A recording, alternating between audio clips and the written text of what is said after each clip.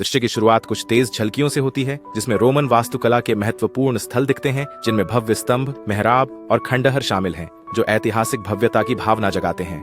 इन छवियों के बीच बीच में योद्धाओं के युद्ध के दृश्य हैं, जो साम्राज्य की उग्र भावना को प्रदर्शित करते हैं।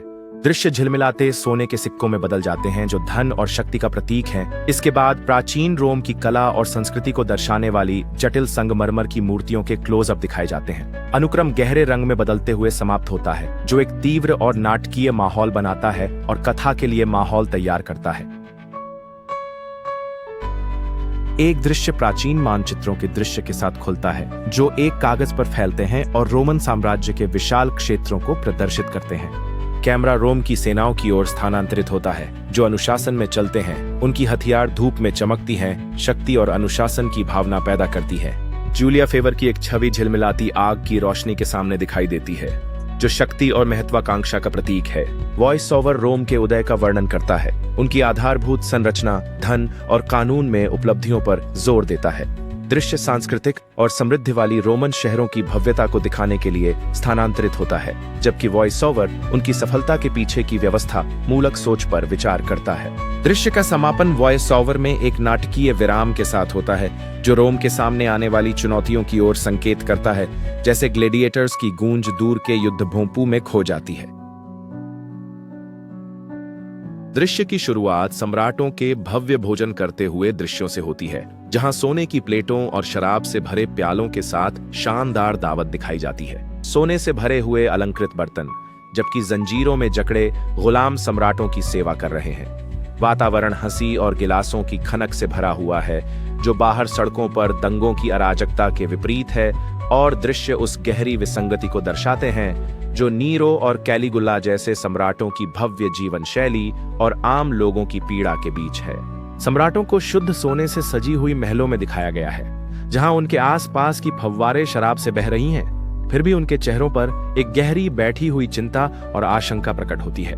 यह विरोधाभास शक्ति और उसके साथ आने वाली चिंता के विषय को उजागर करता है।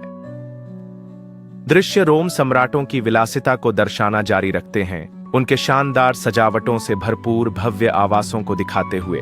दृश्य उनके परिवेश की भव्यता को पकड़ता है, उनके चारों ओर के धन को उजागर करता है।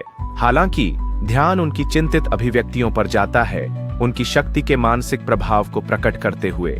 वॉइस ओवर इन शासकों के आंतरिक संघर्षों पर विचार करता है, यह संकेत देते हुए कि उनकी भव्य जीवन शैली के साथ जो पारानोइया आती है। साम्राज्य भीतर से टूट गया, भ्रष्टाचार, विश्वासघात, गृह युद्ध, और बाहर दुश्मन देख रहे थे। विसिगोथ, हुन, तूफान आ रहा था। दृश्य एक आधुनिक शहर के स्काईलाइन के हवाई दृश्य से खुलता है, जिसमें ऊंचे गगनचुंबी इमारतें दिखाई देती हैं, जो रोमन वास्तुकला के प्रभाव को दर्शाती हैं। कैमरा नीचे की ओर घूमता है और सड़कों पर मार्च करते हुए सैन्य परेड को दिखाता है। इसके बाद कोर्ट रूम दृश्यों के शॉट्स हैं, जो रोमन कानून में कानूनी प्रणाली की जड़ों को उजागर करते हैं।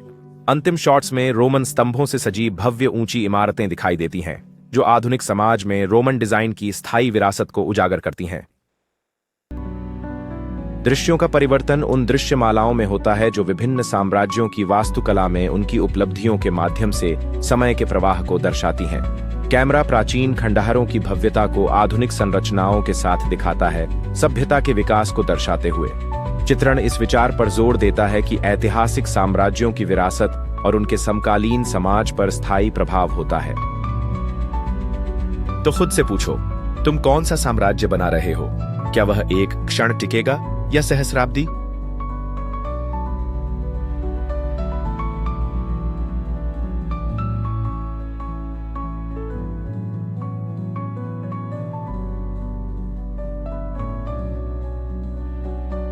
दृश्य की शुरुआत प्राचीन रोमन वास्तुकला के व्यापक दृश्य के साथ होती है, जिसमें भव्य स्तंभ और जटिल पत्थर का काम दिखाया गया है, जो रोमन साम्राज्य की शक्ति और भव्यता को प्रतिबिंबित करता है।